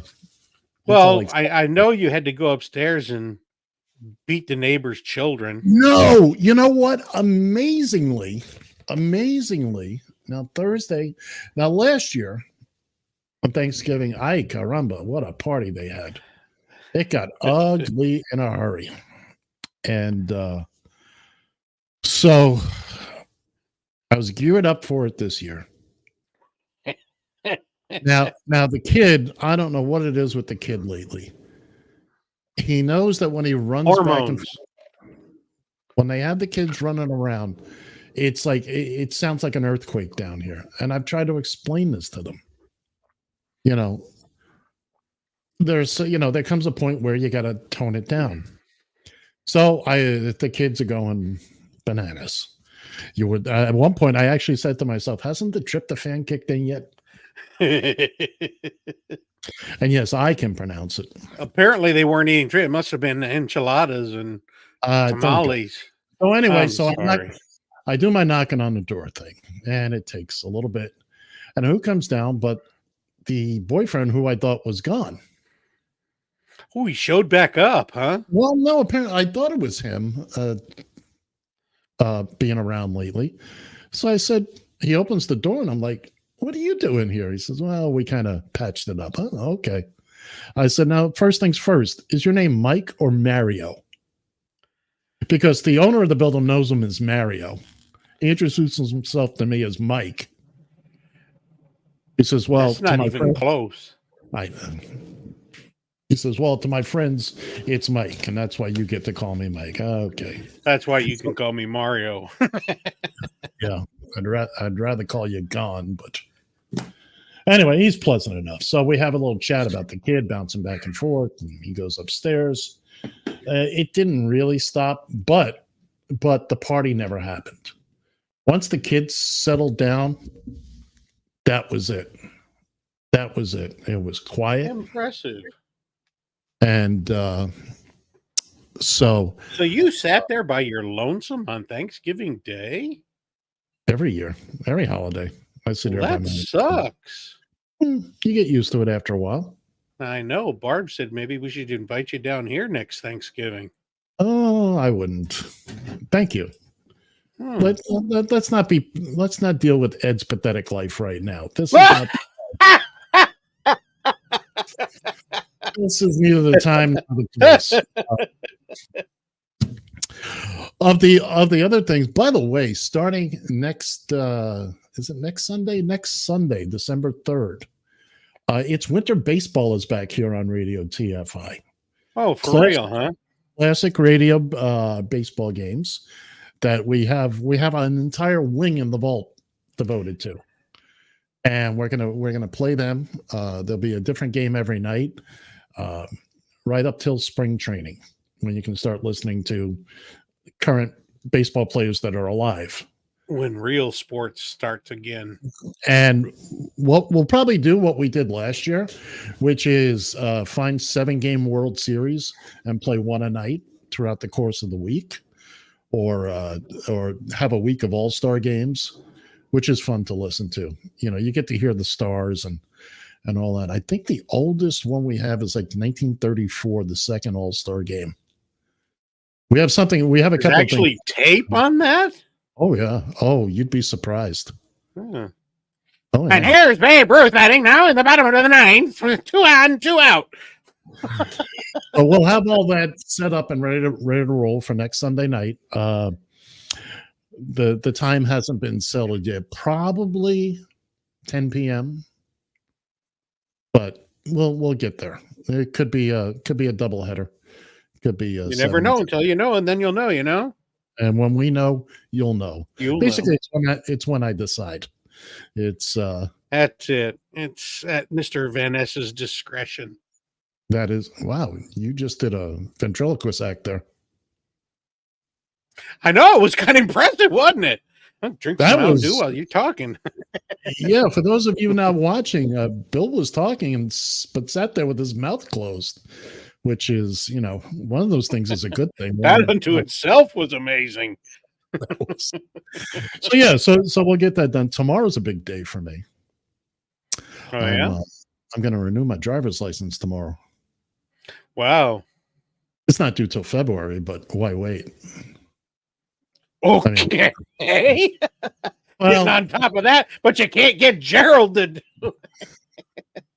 it. Well, Gerald's a little different beast. He's British. He's British, so what do you expect? Well, A, I have the time right now. B, because I have the CDL, I can't do it online. So I have to go. I was surprised because on Friday I went online to make an appointment. I'm figuring it's going to be a month or two down the line. Nope, Monday, 11 a.m. Fine. Okay. Don't you have to go pee in a cup? No, not for this. Oh, I already peed in the cup. I already peed in the cup, right. and that's how I got that. That's how I got. That looked like your COVID card. It's close. That's my DOT medical certificate. Oh, okay. That's my peeing in the cup. I literally peed in the cup. So, I gotta show up, and with the CDL, you got to be there in person. Blah blah blah blah blah. So, again, I have the time. By the way, for those of you interested in such things, I can tell you that here in New York City, television TV series production has begun. That much I know. I know the show I was on begins work tomorrow, not with me. How they're going to do it? How they're going to get that done without you, I'll never know. I don't know how they got through the first 4 seasons without me. No kidding. I don't know if you watch the first 4 seasons, you'll figure it out. Yeah, I'm going to miss my actor, but who knows? Maybe I'll wind up back there. Maybe someone will crest you. There's some palace intrigue. So I got an email. I was still on the production email list, which is how I know that they're starting tomorrow.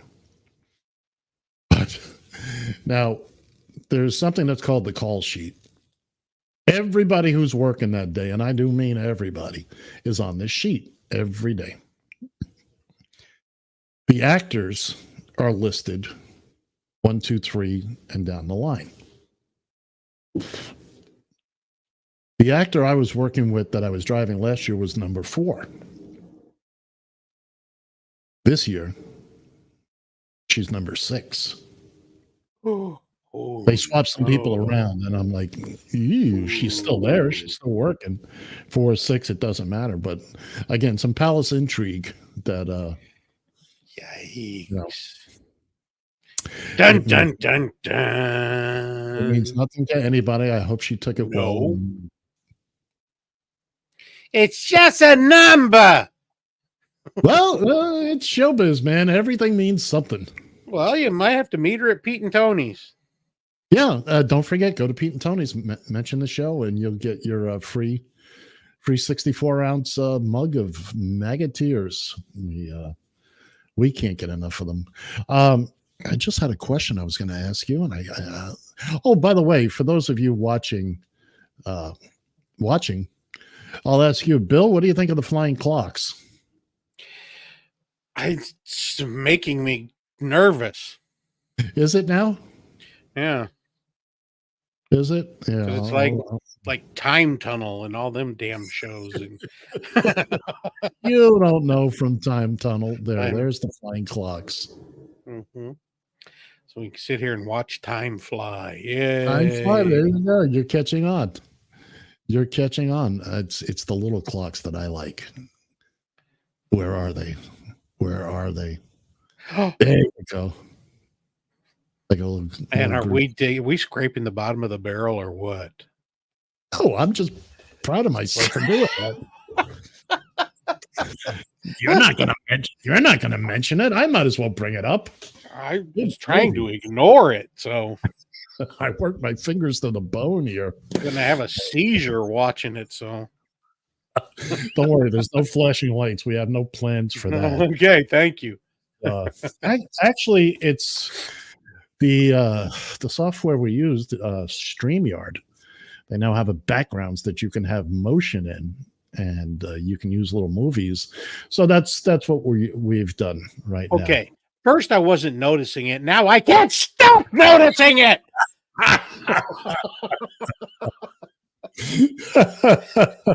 You'll never not see it. No, it's like the FedEx logo. There's an arrow in there. Where? What now? Once you see it, you can never not see it. It's like you've decided on a car. You're going to buy a new car. Now, you never saw that car on the road before. No, you see jillions of them out on the road now. Goodness. Did they all just pop out? I remember when I bought my Dodge Journey. Oh, I love that car. I miss that car so much. But I hadn't really heard of it. I did my research and I landed on that. And for about the week before, with Steve Perry in the back seat. Right, because that's all you got. Even Steve Perry can't do Journey anymore. No, What's he wrong? can't. No, he can't. He hurt his vocal cords. He can't. Oh boy, those notes. Oh my God. Oh Sherry, that's not Journey, but no, but they sued him for it. Did they? Yeah, they tried to say it sounded too much like Journey. It's like, well, duh! Yeah, that's Steve Perry. Why it sounded exactly. Yes. Look, there's music and then there's music, okay? And as far as I'm concerned, nothing will ever beat this. There's a cry across the heartland, a yearning for the days gone by. And in little old Corden, Indiana, they're happy and they'll tell you why. They got butt drugs, they love butt drugs, butt drugs, butt drugs. I love butt drugs. I recommend butt drugs for everybody. I can always count on butt drugs. When I think drugs, I think butt drugs. For all my health needs, I turn to butt drugs. You want hometown service and cheap hot coffee and liquor. Now that's the ticket. You can tell Walmart, CVS, and Walgreens exactly where to stick it. Butt drugs. We love butt drugs. Butt drugs won't let you down. Free parking in the rear. I love butt drugs. I love local commercial. And who doesn't love butt drugs, really? I You think kind of pulled that one out of your ass there at the end, but okay. That's it. That is sitting locked and loaded, ready to go in all times now. That I believe is going to be our new primary sponsor. I can't help behind it. Pete and Tony. Behind Pete and Tony. Well, yeah, Pete and Tony got first billing. Oh yeah, no, they're right up at the top of the show. They were there when we had nobody. So Pete and Tony. That's right. Down by the highway, by the way. Just remember, down by the highway, get your get your mug on the jug or the jug on the mug, and get you 64 ounces of Magateers. Where was I? I was about to say something. Who the hell knows? You were at butt drugs. Butt drugs. We love our butt drugs, but too much butt talk around here lately. I'm starting to worry. I'm really, really beginning to become concerned about. By the way, how was your bowling this week? We didn't bowl this week. We were off. So, in other words, it was poor. It was pretty damn good. Oh, okay. It was better than expected. Yes, it was. All right. How was your Thanksgiving? What'd you do for Turkey Day? You guys went out to eat, didn't you? No, we changed our minds and decided to just cook up a couple of turkey boobs. Okay. There's nothing wrong with that. I actually a couple of years ago I stopped again because I'm usually at home. It's just me. I was trying to do a turkey thing, and then I was I'll do chicken, and now I bought a steak this year. I got off the turkey thing. I have no trouble napping. I don't need the tryptophan. You're an American piece of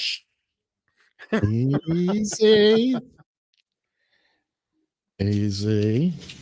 Come on now. What's so un-American about it? Because it's supposed to be Thanksgiving, and you can't.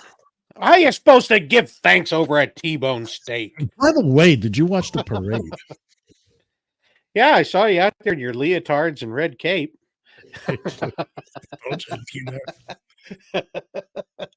was about 5 I or 6. was yelling, "Block, it's Ed! It's Ed!" I was about 5 or 6 years old, and my old man took me and my brother Mike, who was a year younger than me. A friend of his had an office on Broadway or something. We were about the 3rd floor. Big, huge windows. Well, that's just about where the balloons flow by. Yes, sir. That was exactly at the right height for the balloons. Uh-huh. And I remember just going out of my flipping skull,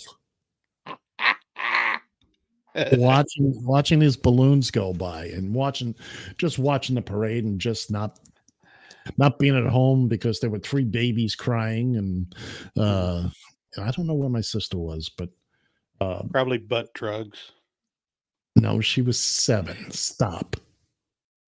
I can't take you anywhere, can we? No, can't. This is why we can't have nice things. No. This is exactly the reason. This is why John doesn't show up anymore. It's you. No, it's because of me. It's absolutely you. You are the No. This is specifically for John. This comment. He doesn't show up anymore because he is a communist. The peanut butter box is here.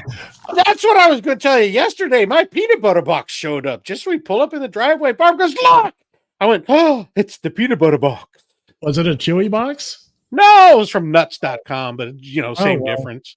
Hey, yeah, sure. The peanut butter box is there. I like it. Well, I'm happy for you.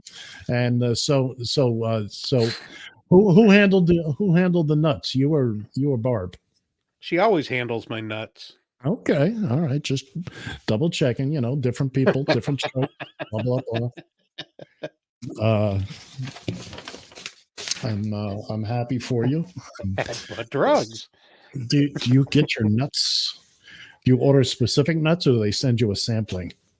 No. I know what nuts I like. Nothing wrong with that. It's a real Didn't man. quite sound what I meant for it to say, but okay. But that's the idea here. That's the idea We here. don't use words like nuts and butt so we can make them sound. So we can make them sound bad. Exactly. That's the whole point. You're on the radio. Because we're just killing time, ladies and gentlemen. That's it. Those are right above my head. Just killing time. You made me look again. There, those damn clocks. I'm like above Bill's head where things are fluid and don't always. Things go over my head all the time. Episode 454, by the way, if you hadn't. I seen that. That I see. 454 shows. I don't know John. what Radio Tufausa is, but okay. Yeah, we got to work on the social media. That's our new social media handle. Radio Tufausa? Radio TFI USA. Oh, okay. I thought it was Tufausa. John, come back, please. All is forgiven. Shane. But then again, just because he comes back does not mean. No, it does not.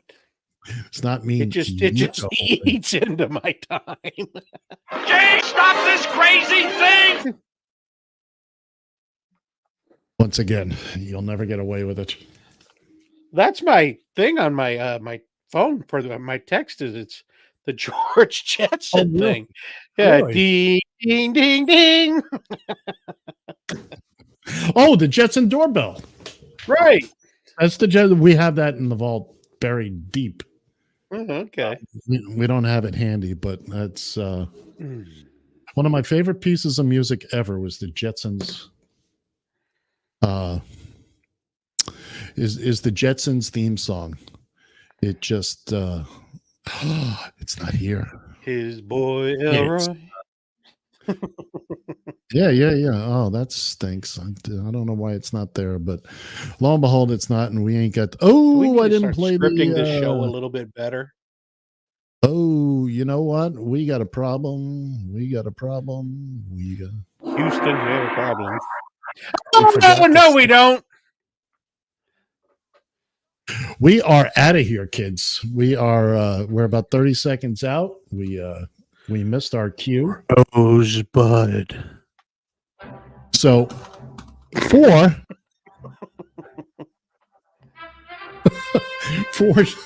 For John Shannon, maybe for Bill Fancher, I'm Ed Van Ness. Thanks for joining us. We'll be back again next week. See ya!